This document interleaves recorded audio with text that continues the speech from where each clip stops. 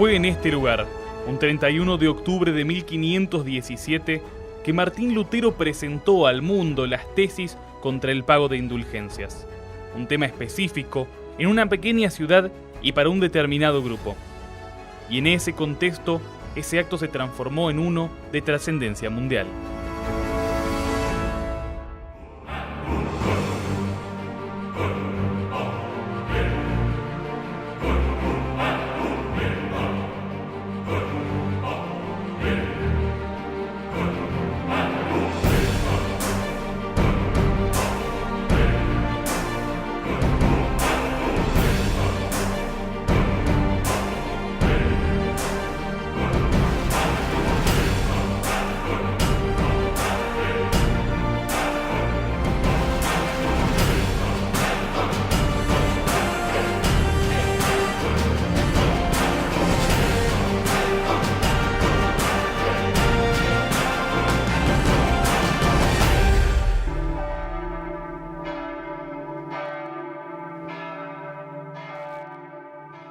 La iglesia del castillo era parte de la Universidad de Wittenberg, que fue creada a inicios del siglo XVI.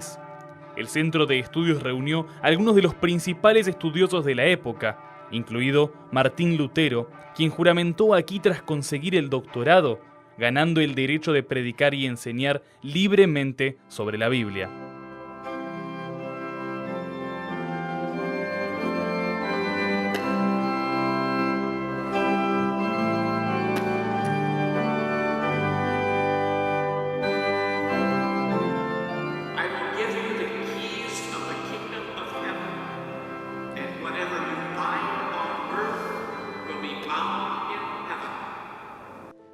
En la época de Lutero, esta iglesia era usada como una especie de capilla universitaria. En su interior, profesores y alumnos sostenían discusiones teológicas y filosóficas. Este fue uno de los motivos por los cuales Lutero clavó en las puertas de esta iglesia las 95 tesis contra el pago de indulgencias. Pero lo que Lutero logró fue un debate mayor del meramente religioso, porque superó el ambiente religioso, cambió la educación, creó nuevos idiomas y hasta llegó a los más altos cargos de poder, influenciando así a toda la sociedad. Al combatir el pago de indulgencias, Lutero limitó la forma de salvación al relacionamiento directo entre el ser humano y Dios, retirando la necesidad de un intercesor. Más tarde, el resultado de este acto se traduce en la arquitectura, pero como un reflejo de cambio en la visión de la sociedad. La sociedad en el tiempo de Lutero estaba relacionada a la iglesia, como podemos observar en el estilo gótico de la arquitectura que comenzó antes de la Reforma. En ese estilo gótico las ventanas son altas y finas, y cuando entras por la puerta inmediatamente miras hacia arriba.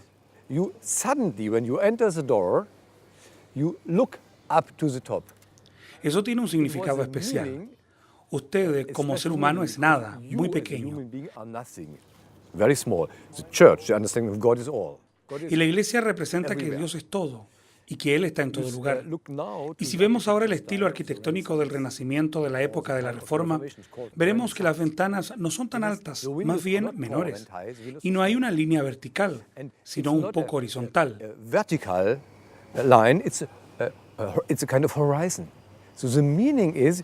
El significado cambia la comprensión del ser humano. Significa que Dios no está más en todo lugar. No es responsable de todas las cosas. Dios tiene que ver con su vida. Pero no con todas las cosas a su alrededor. Antes de la Reforma, toda la sociedad sabía que Dios estaba en todo lugar. Y la iglesia te decía en quién usted debía creer.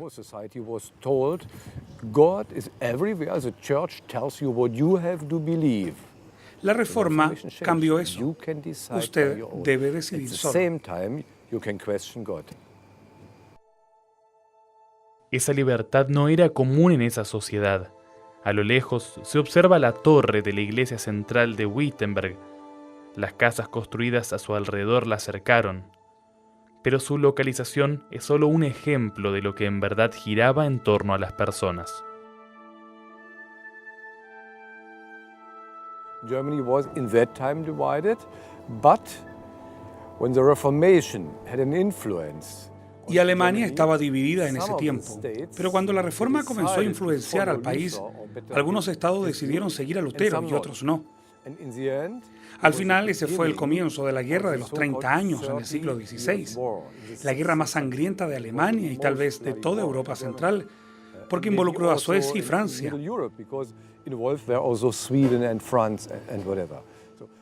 El primer impacto al final de la Reforma fue la formación de dos grandes grupos por mucho tiempo, un lado protestante y el otro católico. Large groups on one hand, the Protestants, on the other hand, the Catholics, for a long time. Hoy en día el norte o el sur aún están un poco divididos por el idioma. Si vamos a Múnich y otros lugares al sur, solo escucharemos alemán, solo que el dialecto es un poco diferente. Esta división lingüística causada por la religión tiene una explicación: la Biblia de Lutero. Al traducir la Biblia al alemán, Lutero no solo creó acceso directo al libro, sino que también estimuló la educación. Creo que sin la traducción de la Biblia al lenguaje moderno no habríamos tenido reforma. Lutero hizo la traducción al alemán moderno, pero el alemán que era usado a diario. Ese fue el fundamento de la reforma, porque sin el mensaje bíblico no existe reforma.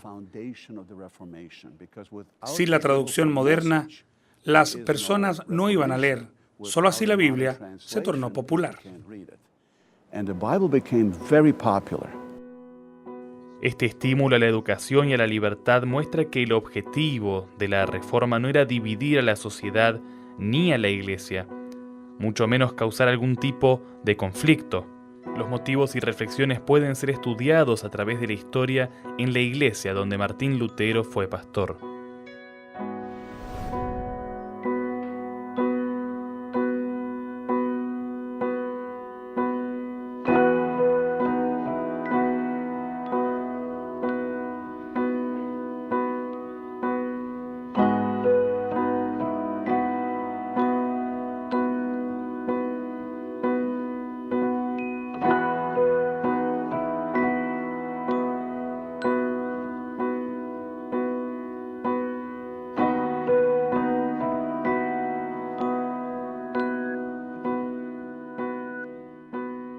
Lutero predicó desde un púlpito como este a una población que permaneció en esos bancos a lo largo de 32 años.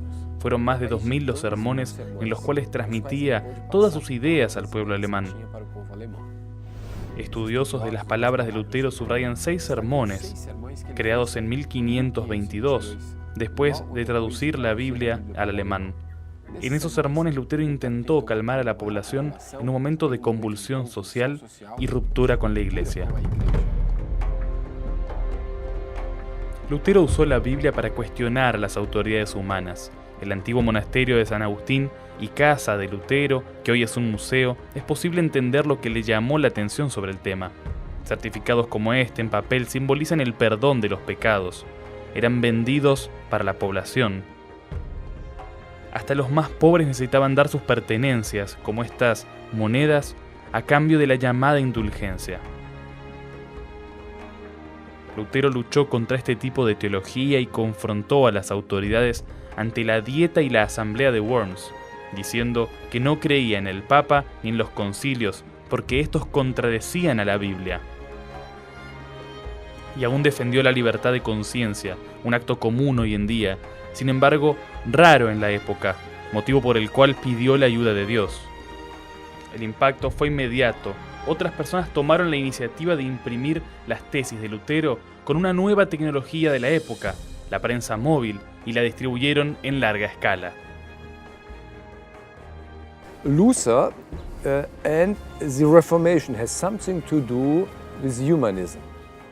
Lutero y la Reforma tienen una cierta relación con el humanismo. El humanismo comenzó a ayudar a entender que todos podemos usar nuestro propio cerebro. Usted como ser humano puede pensar. Y yo diría que eso tuvo un gran impacto en nuestra sociedad, porque todos podemos estudiar y trabajar. Es más, ese tipo de humanismo es la llave a través de la cual 200 años después se creó un número de pensadores en Alemania y ello ayudó para que la sociedad creciera. quite a number of thinkers we had in Germany and some persons which helped to develop our society. Entonces, diría que la Reforma aún vive en el entendimiento del humanismo y también del iluminismo. Eso es un poco extraño, pero ¿qué tiene que ver el iluminismo con la Reforma?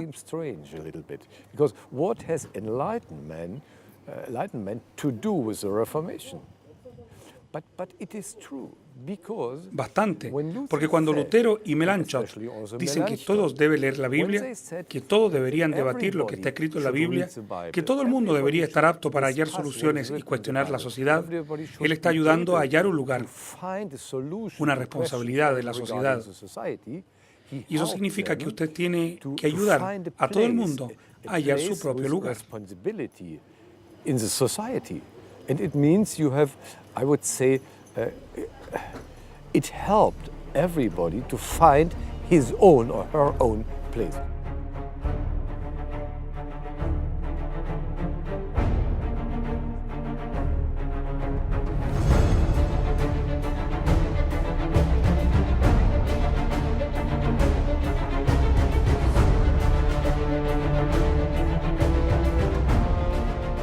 Lutero cuestionaba lo que venía del centro del poder político religioso de la época, Roma, sede de la Iglesia Católica.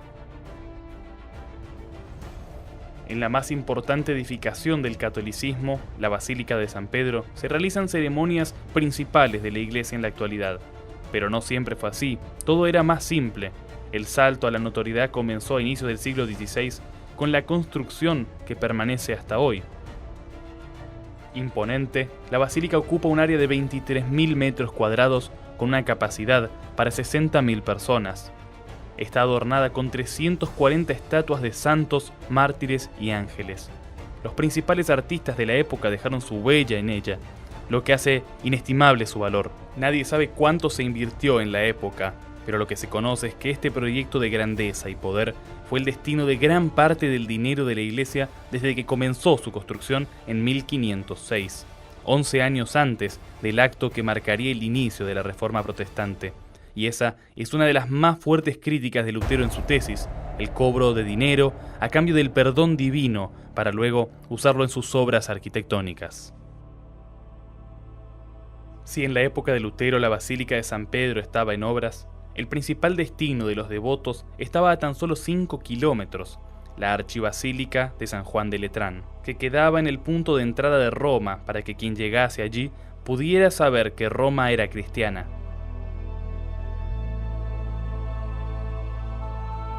La capilla que está al lado y que fue instalada en el siglo IV de la era cristiana habría sido usada por Jesús en Jerusalén el día en que fue crucificado. Según los católicos, fue transportada por la madre de Constantino a su actual lugar. Desde entonces es usada por los fieles que buscan la salvación de las almas. Lutero estuvo en este lugar en 1511, 6 años antes de redactar las tesis. Al subir la escalera de rodillas, intercediendo por un familiar, se dio cuenta de que estaba equivocado. Esto lo despertó a estudiar más. Para los católicos, la escalera santa es para subir al cielo. Para los protestantes, es una forma de volver a la realidad. El acto tenía precio en esa época. Hoy es gratis, pero eso no quiere decir que no haya lucros para la iglesia. Quien llega al lugar se choca con un importante aviso. Sin embargo, algunas cosas cambiaron en Roma. Mientras la Basílica de San Pedro era construida, la Iglesia promovía medidas como la respuesta a la Reforma Protestante. Entre dichas medidas de contrarreforma estuvo el retorno a las actividades del Tribunal del Santo Oficio, movimiento conocido como Inquisición, y también la creación de una lista de libros y obras prohibidas. Yo creo que el gran legado es que usted tiene una elección. Con la Reforma vino también la diversidad religiosa para el cristianismo. Y hoy usted tiene cómo dudar, cómo pensar y considerar al momento de elegir. Anne-Catherine, curadora de una exposición temporaria en Berlín, muestra cómo la Reforma tuvo un impacto en el mundo.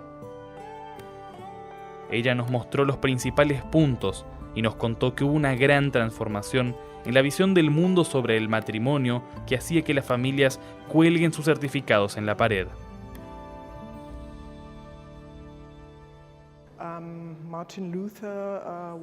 Martín Lutero opinaba que las buenas obras tenían que tener valor.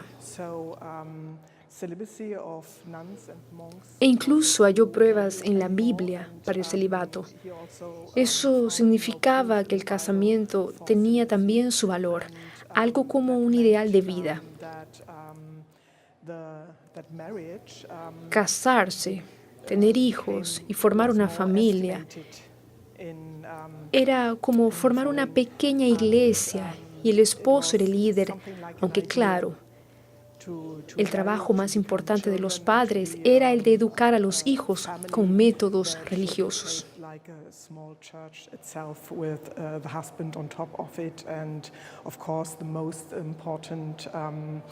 Work for parents was to educate their children in religious matters.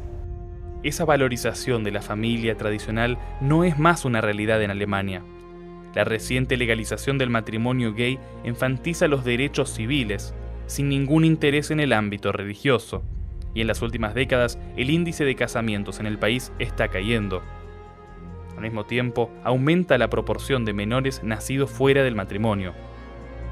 La libertad religiosa y de conciencia ayudan a entender los cambios en el rumbo de la sociedad alemana, pero su práctica está lejos de lo que fue la Reforma protestante.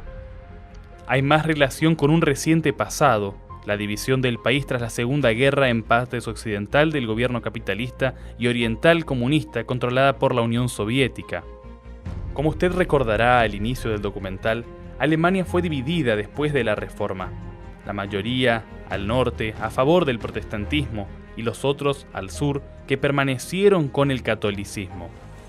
Después de la Segunda Guerra, Alemania fue dividida en 4 partes, quedando una al norte y este, bajo el control soviético y llamada de Alemania Oriental, con una ideología comunista, no creyente en Dios o en religión. Consecuentemente, la fe cambió en este territorio. Por eso el mapa religioso de la Alemania actual muestra a esta región como mayoría atea.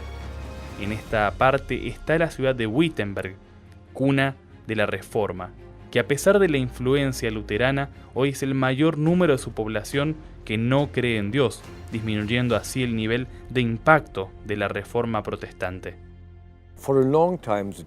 Por mucho tiempo la iglesia era tal vez el punto principal de la sociedad, la que nos ayudó a estar juntos cuando un niño nacía, cuando había una boda, un funeral o cosas de ese tipo. Pero al entrar al siglo XX, todo eso cambió y hoy cada quien hace lo que quiere en Alemania. Por ejemplo, cuando un menor nace no tiene nada que ver con la iglesia. Usted puede casarse sin la iglesia y se puede convivir sin estar casado. No nos reunimos por un tipo de tradición que nos lleva a estar juntos, sino que hacemos algo juntos producto de nuestra relación personal con Dios. Pero cuando usted no tiene esa relación personal, ¿para qué ir a la iglesia? Tal vez esa sea la respuesta al por qué hoy el impacto de la Reforma luterana no sea tan fuerte, porque no es entendida como producto de una relación personal con Jesucristo.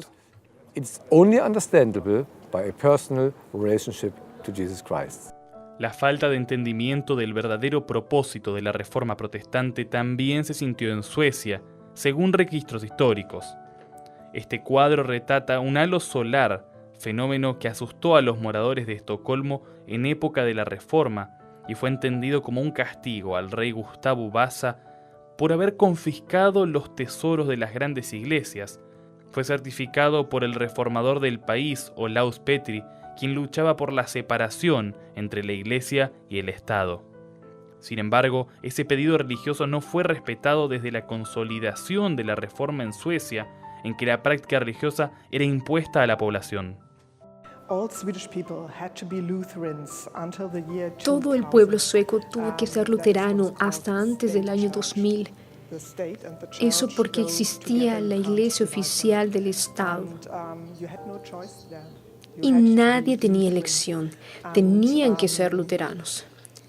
Y la iglesia luterana, la iglesia del Estado, también tuvo un impacto en la vida familiar.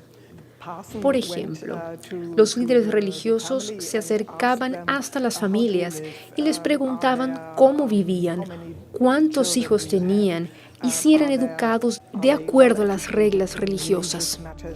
Si algo no estaba bien, las familias eran castigadas. Los líderes anotaban todo en estos libros. Si alguien no estaba educando a sus hijos correctamente o si la familia tenía algún tipo de pecado, dependiendo de lo que fuese anotado, el castigo era público, tanto en lo civil como en lo religioso. En este banco, conocido como el banco de la vergüenza, estaban, por ejemplo, quienes cometían adulterio. Eran obligados a permanecer en pie o arrodillados durante el culto de domingo, el día principal de la iglesia luterana. No obstante, el caso de Suecia tiene lecciones diferentes, y eso fue lo que fuimos a descubrir. La Reforma Protestante llegó a Suecia en 1527, pero solo fue oficializada en 1593 en la Catedral de Uppsala, el más grande templo religioso de todos los países nórdicos. Fue aquí donde los líderes se reunieron para decidir que la iglesia del país dejaría de ser la iglesia católica romana y adoptaría la creencia evangélica luterana.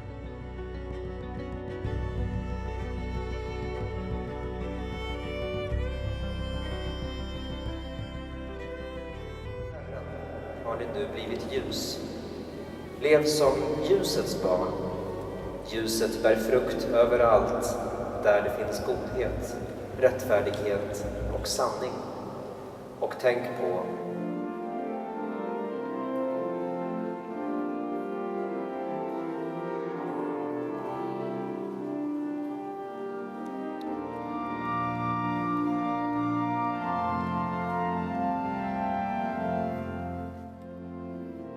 Es interesante ver que las iglesias suecas tienen trazos de dos religiones. Aquí, delante mío, está la estatua del santo Erik, considerado el patrón de Suecia. Y aquí está también la primera Biblia traducida al sueco que fue encomendada por el rey Gustavo Vasa en 1541. Esas semejanzas perduraron como tradición. La ruptura total habría significado perder parte del apoyo social, y el antiguo rey, que fue sepultado en la iglesia que ayudó a transformar, no tuvo a la fe como su única motivación, porque políticamente, la iglesia que permaneció como aliada al Estado, una relación que se mantuvo como oficial hasta el año 2000. Antes, quien nacía en el país era registrado por la iglesia, así que todos los suecos eran miembros de la iglesia.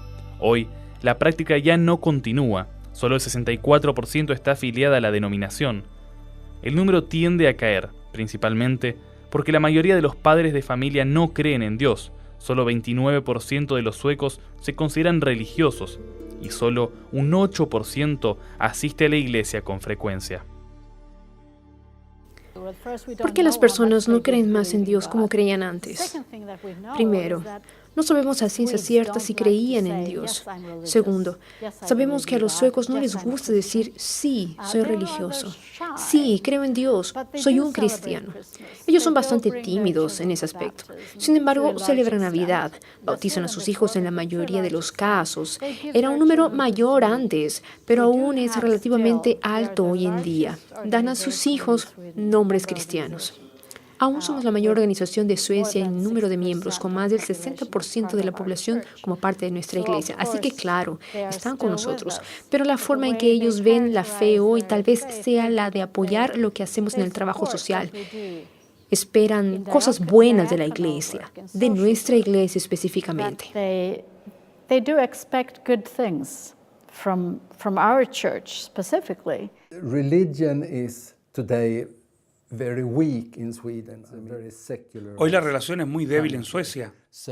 Es un país muy secularizado. Si el protestantismo tuvo un papel, pues, fue el de crear una cultura hace cientos de años que de alguna forma aún forma parte de la cultura sueca, en lo moral o laboral, o como quiera llamarla. Pero el protestantismo, hoy, poco importante. Swedish culture or working morale or whatever you wish to say, but Protestantism today, think is of very little importance. Hubo cambios, no apenas físicos, sino más bien conceptuales. Los ideales de la Reforma llegaron a Suecia e influenciaron el desarrollo y la educación del país. Of course, that what Martin Luther and Un ejemplo concreto es el hecho que Martín Lutero y quienes estaban con él enfatizaban que uno no sirve a Dios solo por estar en la iglesia, siendo un monje, un sacerdote o un pastor o cualquier otra ocupación. whatever you do for a living. Y claro, eso dio un tipo de dimensión religiosa para el día a día también en la sociedad de Suecia. Also in Swedish society. Y fue particularmente importante porque le enseñó a leer a las personas. That it taught people how to read. And we know from old A través de los libros antiguos de la iglesia sabemos que un gran porcentaje de la población de Suecia aprendió a leer a muy temprana edad porque era importante que reciban la palabra de Dios por ellos mismos y hacer que ella rija su día a día. but also to be able to manage their everyday lives. La educación gratuita en Suecia disminuye la desigualdad y es obligatoria hasta el año 9º, y para valorizar la unidad familiar, juntos, padre y madre, tienen derecho a 480 días, casi un año y 4 meses de licencia paternal a partir del nacimiento de sus hijos. Es el caso de Kim, que tiene 3 hijos y está de licencia hace 7 meses, todo como parte de un estímulo para la educación adecuada al menor. La mayor parte del tiempo nos divertimos en el parque o disfrutamos de la naturaleza. Este verano acamparemos mucho. Es espectacular. El hecho de que madre y padre puedan dividir la licencia es una de las formas de promover la igualdad de género en el país, reconocido por la difusión de los derechos humanos. La Iglesia en Suecia dio pasos agigantados hace décadas al ordenar mujeres para liderar la diócesis y para administrar la institución. Un ejemplo de ello es la doctora Hanna Stenström, quien nos recibió en la Catedral de Estocolmo. Hace varias décadas estudia sobre el feminismo en el texto bíblico.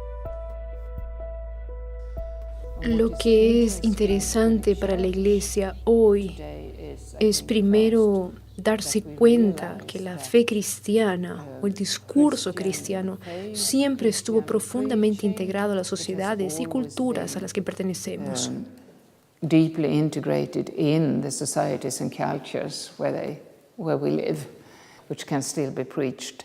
But we must also realize that as Christianity Pero debemos darnos cuenta que como el cristianismo fue parte de una sociedad patriarcal, una sociedad predemocrática, hoy se nos pide que seamos una iglesia que sea compatible a una sociedad de igualdad de género y democrática. with a society with gender equality and democracy. Hanna explica, continuando con esa idea, que la iglesia en Suecia, la iglesia evangélica luterana, decidió darle a las mujeres la misma responsabilidad que tienen los hombres dentro de la organización. Debemos tener una discusión crítica y señalar que existen partes de la Biblia, de ética y principios como la subordinación de las mujeres y hasta los principios de esclavitud. Subordination of women, and it presupposes slavery, but we don't Pero accept no slavery. aceptamos más la esclavitud. Hemos cambiado, evolucionado We change, we don't accept the world, much of the world. y debemos tener un papel más activo en la reinterpretación de la Biblia de forma que sea compatible con la igualdad de género y percibir que la visión sobre las mujeres en el tiempo de la interpretación bíblica no era algo estático, sino que siempre estaba cambiando. And see that women have been there all the time, that biblical interpretation is not something static, it has always changed. A través de la Reforma Protestante y de la traducción de la Biblia a otros idiomas, cada individuo tuvo acceso directo a la palabra de Dios. Fue en ese momento que surgieron varias interpretaciones también de lo que sería la voluntad de Dios para cada uno y para la sociedad. La comprensión de la Escritura Sagrada generó la lectura interpretativa, así como líneas de pensamiento diferentes entre todos los reformadores. La iluminación divina, según algunos, recayó en Zwinglio, y principalmente en Calvino, quien tuvo muchos seguidores que formaron iglesias y que siguieron el pensamiento calvinista. Entre las doctrinas de mayor impacto social estaba la predestinación, que, como explica el sociólogo sueco Lars Huden, generó un cambio en el comportamiento laboral. La idea de la predestinación enseña que nada de lo que usted hace en este mundo va a influenciar lo que suceda cuando usted muera, porque Dios ya decidió su destino antes. Pero las personas son predestinadas para el cielo por la voluntad y la gracia de Dios. Están en este mundo porque son exitosas. Están predestinadas para el cielo porque esos son exitosas.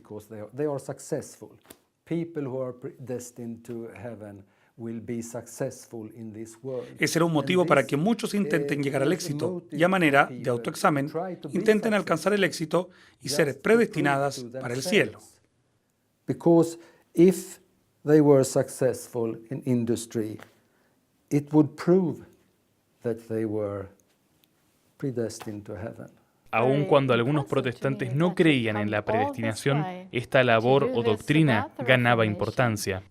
La idea que viene del dialecto luterano para hablar de cristianismo ocupa un valioso lugar en el día a día de todos y de la sociedad también, claro, para recibir las bendiciones de Dios.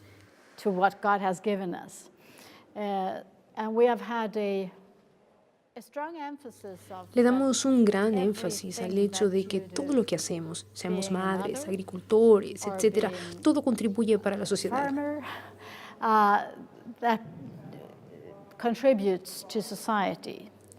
Así que tal vez esa sea la razón. Usted puede decir que ese es un nexo entre la fe y la forma como la sociedad fue construida.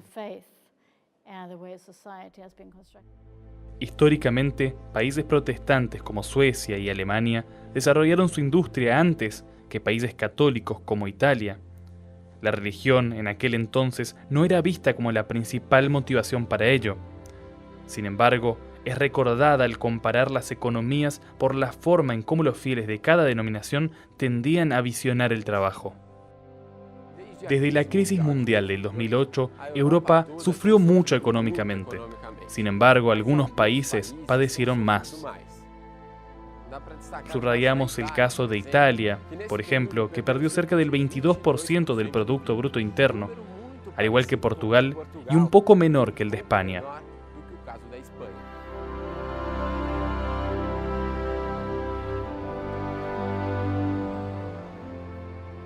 Un punto común que esos tres países tienen en común es que la amplia mayoría de la población, con tasas que superan el 75%, se declaran católicos.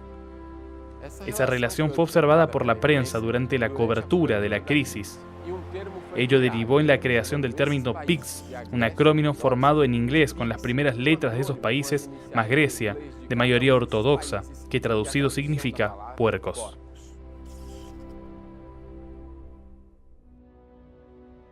La comparación se basa en la tesis del sociólogo alemán Max Weber sobre cómo los diferentes grupos religiosos impactan la economía a través de los ethos, grupos de costumbres y características que definen a los pueblos.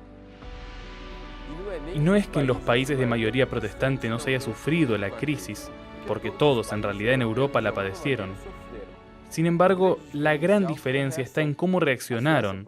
Suecia, por ejemplo, no recuperó sus números tras el último año, después del 2008, pero en compensación, desde entonces ya no tuvo más recesión.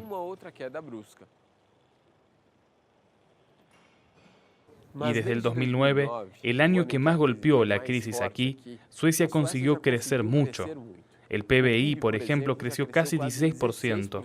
El PBI per cápita pasó de los $51.000 nuevamente, un porcentaje de 10.5%. Según la interpretación actual hecha por parte de los medios, los países protestantes fueron los que mejor reaccionaron ante la crisis económica por contar con un mejor ambiente para el desarrollo del capitalismo, justamente a causa del perfil poblacional.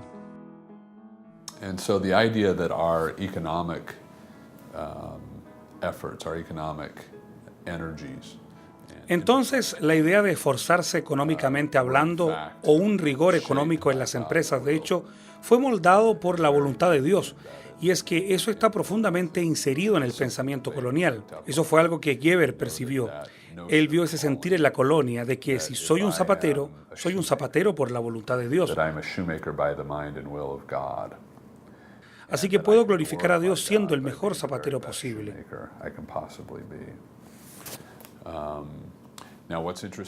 Lo interesante de esa percepción de colonia es que supuestamente yo debería ser un buen zapatero, no por el dinero o por ahorros financieros, sino simplemente porque si soy el mejor, podré demostrar la voluntad y la gloria de Dios.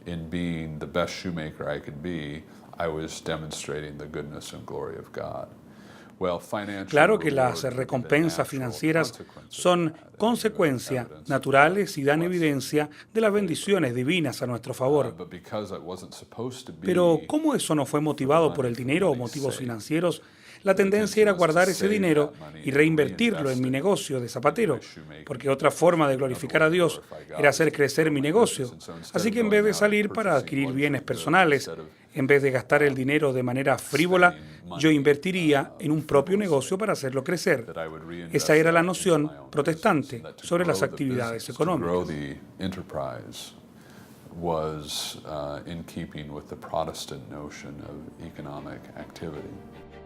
La sociedad americana fue usada por Weber en el estudio de la hipótesis sobre el curso de la historia ligada al calvinismo y al puritanismo como resultado del desarrollo de la economía capitalista.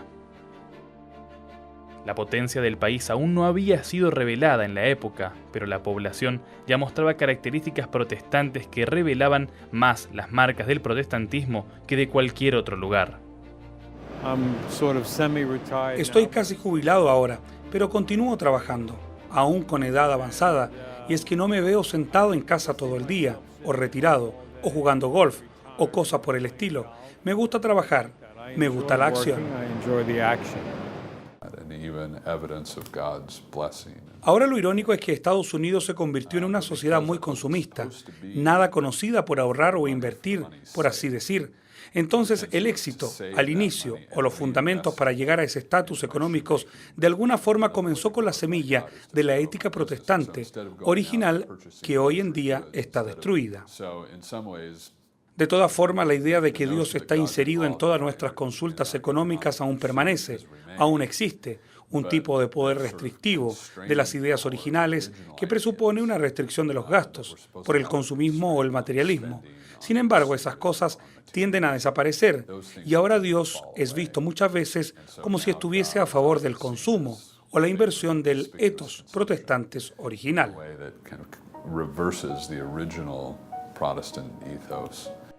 El protestantismo llegó a Estados Unidos en 1620, cuando los peregrinos desembarcaron aquí en Cape Cod.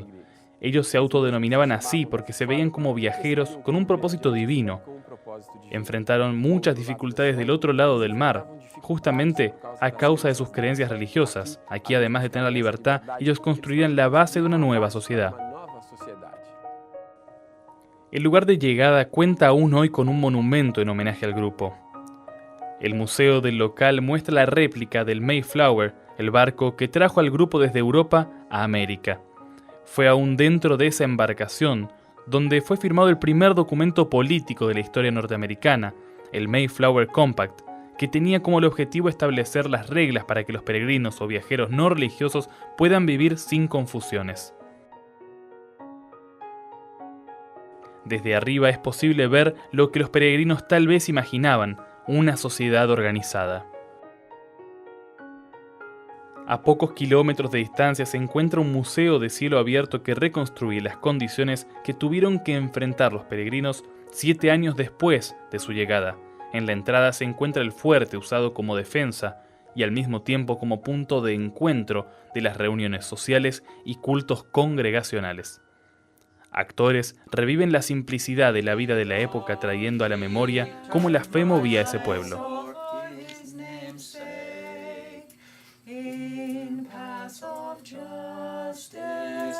Pero era una simplicidad más bien audaz.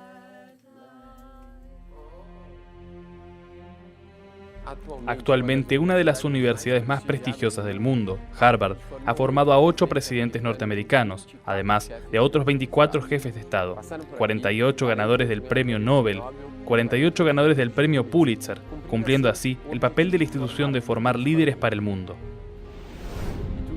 Y todo comenzó hace 380 años, lo que hace de Harvard la institución de enseñanza superior más antigua de Estados Unidos.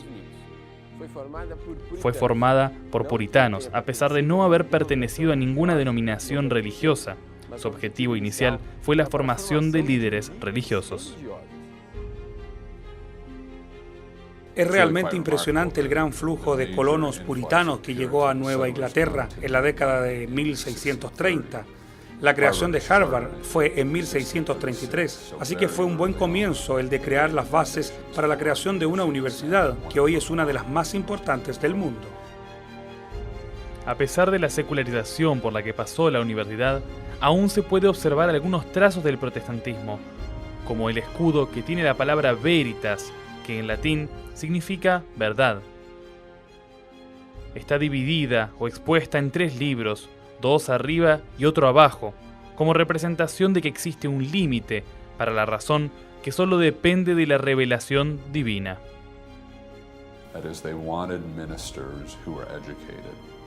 Ellos querían que sus ministros fuesen instruidos, y ello está muy conectado con los ideales de la Reforma Protestante. La idea era que un ministro solo sería útil si estuviese familiarizado con la Biblia en su idioma original. En contraste, con el precedente de la Iglesia Católica y de la Iglesia Anglicana,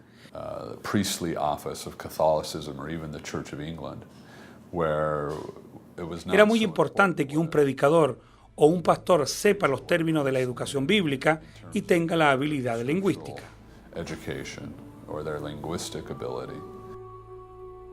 Harvard queda en una ciudad vecina a Boston, lugar de residencia de muchos protestantes desde que llegaron al país. Fue en la capital del estado de Massachusetts donde a lo largo del siglo XVIII creció un sentimiento de intensificación que culminó en la Revolución Americana. El movimiento político usó el espacio y la forma de discurso de los religiosos para regir al pueblo. Después de muchas batallas, fue leída la Declaración de Independencia. Un texto que está cargado de referencias protestantes, como la parte en que dice que todos los hombres fueron creados iguales, dotados de los derechos inalienables del Creador, como la vida, la libertad y la búsqueda de la felicidad.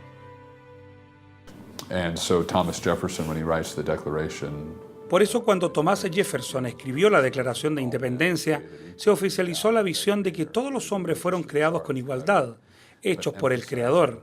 Es un texto muy religioso que enfatiza los derechos individuales, y es que es difícil imaginar un escenario en el que Jefferson y las personas de ese tiempo llegaran a ese compromiso con los derechos individuales, naturales, sin que existiese la historia de la Reforma, la cual enfatizó la libertad individual, y particularmente la libertad para que las personas tengan una relación con Dios y busquen salvación en esos términos. Entonces, el protestantismo está clavado en muchas de las estructuras del pensamiento y la cultura norteamericana.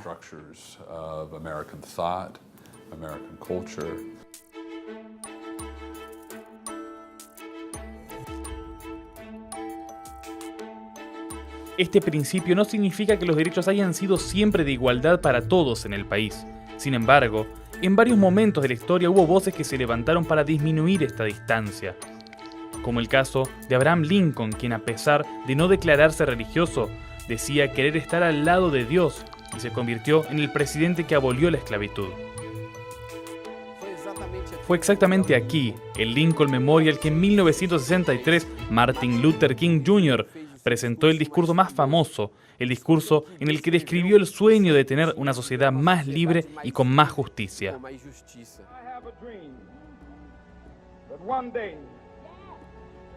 This nation will rise up and live out the true meaning of its creed. We hold these truths to be self-evident, that all men are created equal. En el auge de su popularidad y poder de movilización, King Jr. convocó a los norteamericanos a una marcha pacífica con el objetivo único de un cambio social. separados por cerca de 400 años, pero unidos por el mismo nombre, la misma fe y por algunos otros ideales. El Lutero norteamericano no tuvo a la versión alemana como su única influencia, porque el homónimo nunca fue ejemplar de líder de justicia social. Sin embargo, es imposible ignorar la relación entre los ideales protestantes del siglo XVI y el movimiento civil del siglo XX.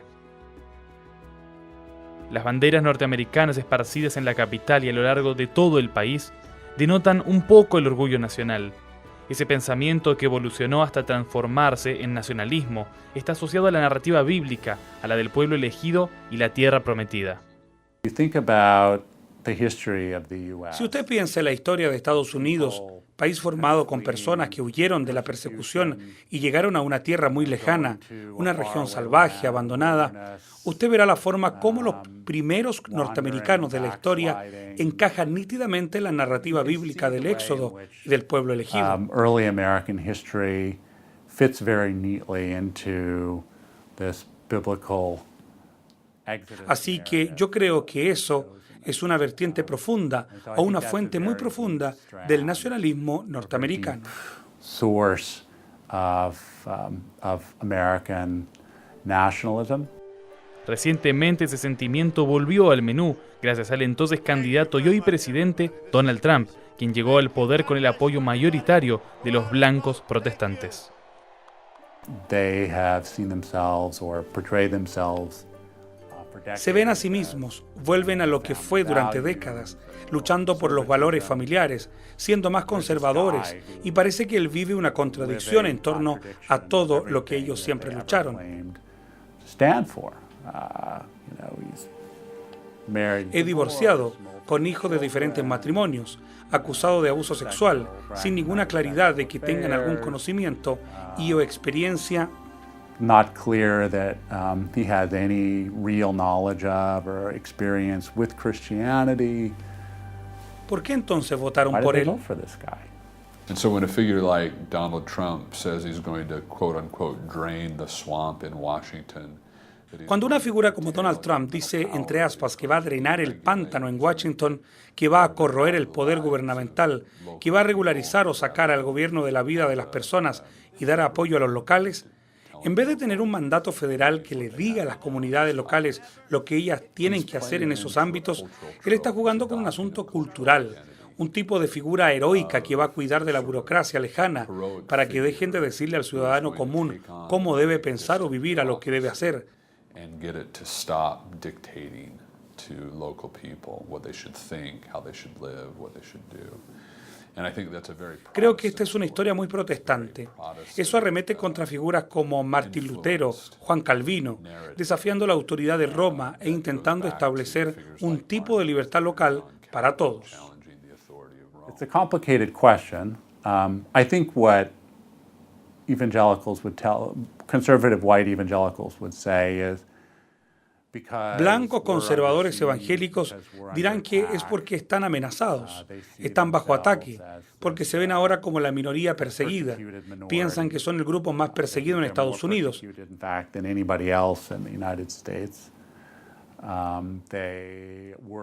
Y por eso están preocupados de ser erradicados, asesinados, exiliados en las próximas décadas. Y luego aparece Trump diciendo que los protegerá. Entonces están dispuestos a elegirlos porque lo ven como un protector. Well, then they're willing to choose that guy because they see him as their protector.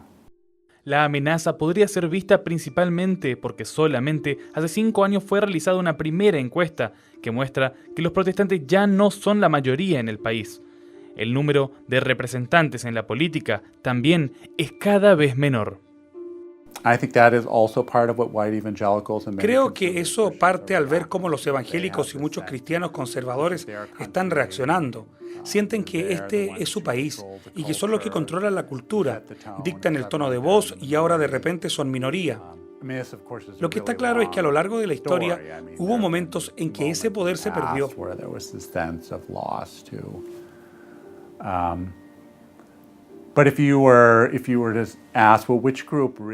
Si usted pregunta ahora qué grupo es crucial para determinar el rumbo del país, Yo diría que en este momento no son los protestantes, conservadores, son los católicos. Porque los católicos están en el centro de la política. Y ellos se dividen las elecciones, no por la mitad, sino por donde vayan los votos para ellos. Y generalmente eso determina el resultado de la elección. Si vemos la Corte Suprema, la mayoría de los jueces son católicos. Y eso es algo muy impresionante. Este hecho sorprende por ser Estados Unidos de origen protestante, no por ser la Iglesia Católica que, a pesar de 500 años después de la Reforma, se mantiene cercana a los poderes estatales.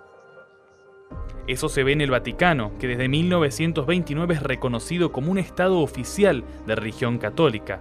La entidad que controla a la Iglesia, la Santa Sede, ve en el Vaticano una forma de mantener la independencia, teniendo así un país que es reconocido en las principales organizaciones internacionales.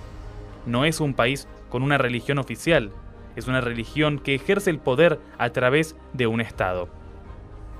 El poder político de la Iglesia Católica existe desde mucho antes de la creación del Vaticano. Sin embargo, en la actualidad, con el constante discurso de separación entre la Iglesia y el Estado y las críticas cuando este tipo de actuación se presenta, el poder católico persiste. Eso se ve, por ejemplo, en las visitas oficiales de los jefes de Estado al Vaticano para reverenciar al Papa, un líder que teóricamente consigue estar por encima de cualquier interés partidario, pero que presenta un discurso moral. Recordemos, sin ir más lejos, la importancia que tuvo el 24 de marzo de este año. Los 27 presidentes de la Unión Europea vinieron acá a escuchar las palabras del Papa. Lo mismo había pasado el año pasado cuando el Papa Francisco recibió el premio Carlomagno. Tenía en la primera fila a Merkel, Renzi y otros líderes europeos. ¿Qué otra persona en el mundo tiene esa capacidad de poner a los 27 presidentes de Europa frente a él y darles un discurso en el cual no eran todas rosas, sino que también había, como decimos nosotros también, tirones de oreja, tareas pendientes, les marcaba por acá sí, por acá no? Entonces eso es una pequeña muestra de esa figura en la que se ha convertido el Papa Francisco hoy, y uno lo ve cuando lo acompaña por el resto del mundo, las ganas que hay en todos los países, ya sea Azerbaiyán, ya sea Colombia, ya sea Suecia, de ver al Papa, y cómo los líderes políticos, los presidentes, primeros ministros de cada uno de esos territorios tratan de juntarse con el Papa. Tal vez el objetivo era antiguo, pero fue reafirmado y expandido con el Papa Francisco. Con el origen de la Compañía de Jesús, se le dio al pontificado los ideales del grupo que fue creado justamente como una respuesta al movimiento protestante, una medida que hoy es vista históricamente como la contrarreforma de la Iglesia Católica. El espíritu evangelista de un líder de Estado se tradujo en intervenciones en conflictos antiguos, como el proceso de paz en Colombia entre el gobierno y las FARC, y también la reaproximación entre Cuba y Estados Unidos durante el gobierno de Barack Obama. O modo como ele está atuando, de fato foi algo. Su modo de actuar fue algo que llamó la atención, un fenómeno nada previsto. Por ejemplo, para la ciudad de Roma, las audiencias de los miércoles, que al inicio todos los que trabajan en esa región tenían que cambiar sus hábitos, hoy la ciudad es muy concurrida. Generalmente se recibía cerca de 50.000 personas que van a esas audiencias. Entonces es alguien que de hecho tiene un carisma, alguien que llama la atención, que posee esa atracción. Alguém que de fato tem carisma, alguém que chama a atenção ou que tem essa atração. Pero más que eso, 500 años después del rompimiento, este es el momento histórico en que la Iglesia Católica tiene más acercamiento con los protestantes. Claro que tuvimos una gran conmemoración conjunta de la Reforma en Lund el año pasado, el 31 de octubre, en la que el Vaticano y la Federación Luterana Mundial fueron los anfitriones. Hoy, claro, el documento firmado en Lund significa que dimos pasos agigantados, que tenemos un mayor compromiso con aquello que compartimos y tenemos en común que con lo que discordamos. Eso significa mucho. Como consecuencia tenemos una serie de congregaciones que reúnen a luteranos y católicos para adorar a Dios juntos. Pero claro, muchas diferencias aún permanecen. So that is important, but of course many differences still remain. We had the Philip Tanis es el secretario ejecutivo de comunicación de la Comunión Mundial de Iglesias Reformadas, la unión de diferentes denominaciones protestantes en todo el mundo. Él también ve que la aproximación con la Iglesia Católica es cada vez más una realidad. Acabamos de participar del encuentro del Consejo General de Leipzig y pasamos un día en Gutenberg. Así firmamos 2 documentos importantes. Uno es un acuerdo asociado, una declaración conjunta sobre la doctrina de la justificación, que es un documento inicialmente firmado por las iglesias luteranas y católicas, casi 20 años atrás, que dice que la justificación, como usted es salvo, no es más que una diferencia teológica entre las iglesias. Y nos juntamos y dijimos que creemos que eso también, que somos salvos por la gracia de Cristo. Llegamos también al punto en el que los metodistas también se asociaron y que los anglicanos consideran que eso es bueno. Entonces, es un documento de unidad, en un sentido de ecumenismo. Y en otro documento más específico, firmamos con la Federación Luterana Mundial, llamado de El Testimonio de Gutenberg, que señala que teológicamente no vemos más diferencias en lo que realmente creemos y así queremos continuar trabajando, más y más cerca, animando a los miembros de iglesia, tanto de la tradición luterana como de la tradición reformada presbiteriana, para trabajar más juntos y en contextos locales también. And encourage our member churches, both in the Lutheran tradition and in the Reformed Presbyterian tradition, to work more closely together in their own local contexts as well.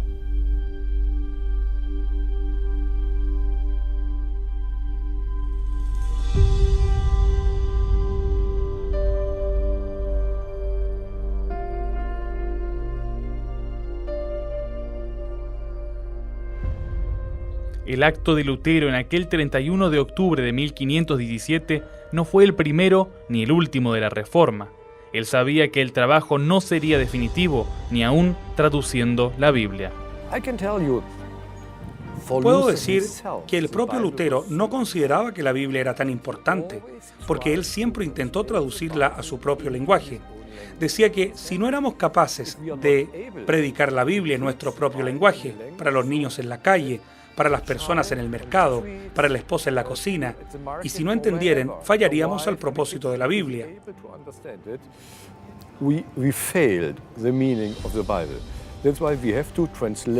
Es por eso que tenemos que traducir la Biblia todo el tiempo. Tal vez alguien piense que Lutero quería sentarse, traducir la Biblia y decir listo, pero no.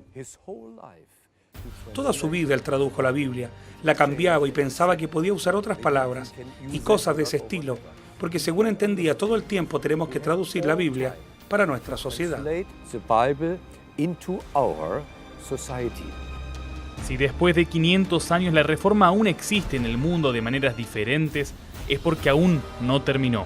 Y tal vez no tenga un fin, solo un movimiento constante, pero más que una protesta, es un espíritu de cambio, una incesante búsqueda por la verdad.